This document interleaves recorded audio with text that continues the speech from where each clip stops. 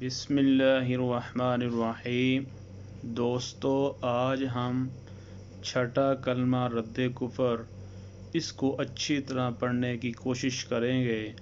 اللہم انی اعوذ بک من ان اشرک بک شیئا وانا اعلم بہ واستغفرک لما لا اعلم بہ تبت عنہ وتبرأت من الکفر والشرک والکذب والغیبۃ والبدعۃ والنمیمۃ والفواحش والبہتان والمعاصی کلها واسلمت واقول لا الہ الا اللہ محمد رسول اللہ۔